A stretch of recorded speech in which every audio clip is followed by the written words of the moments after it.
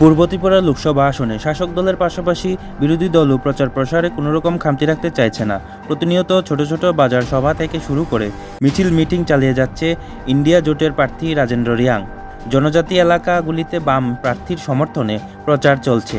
বুধবার লাঠাবাড়িতে সভার পর খোয়াই শহরে মিছিল এবং কোহিনুর কমপ্লেক্স প্রাঙ্গণে আয়োজিত হয় সভা। ওই সভায় উপস্থিত ছিলেন ইন্ডিয়া জোটের প্রার্থী রাজেন্দ্র রিয়াং, বরিষ্ঠ কংগ্রেস নেতৃত্ব ননী গোপাল দেবনাথ, নারী নেত্রী রমা দাস, বিধায়ক নির্মল বিশ্বাস সহ অন্যান্য নেতৃত্বরা। এদিন বামপ্রার্থী গোটা খোয়াই শহর জুড়ে নির্বাচক মণ্ডলীর কাছে আশীর্বাদ চাইলেন। আমাদের পূর্ব ত্রিপুরা আসনের উপজাতি সংরক্ষিত লোকসভা নির্বাচন, এই নির্বাচনে ভোট গ্রহণ করা হবে।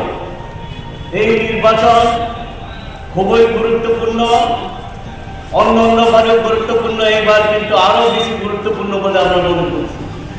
বন্ধুগণ, এবারকার যে ভোট সংবিধান বাঁচানোর ভোট হবে, গণতন্ত্র রক্ষা, ধর্ম নিরপেক্ষতাকে রক্ষা করবার জন্য এবং দ্রব্যমূল্য বৃদ্ধি রোধ করবার জন্যই এই ভোট খুবই গুরুত্বপূর্ণ।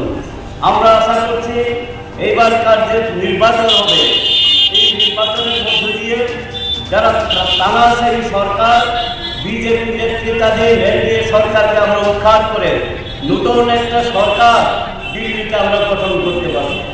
যেই সরকারটা হবে গণতান্ত্রিক, ধর্মনিরপেক্ষ এবং আমাদের সংবিধান বাঁচাবে এবং দ্রব্যমূল্য বৃদ্ধি রোধ করবে।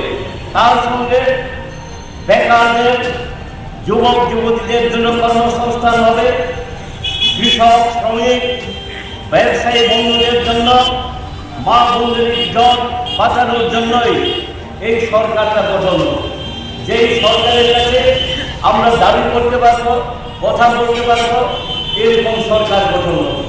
বন্ধুগণ, এরকম জায়গায় শ্রদ্ধেয় আমার নির্বাচক মণ্ডলীদের কাছে আমি আশীর্বাদ চাই, আপনাদের সহযোগিতা চাই।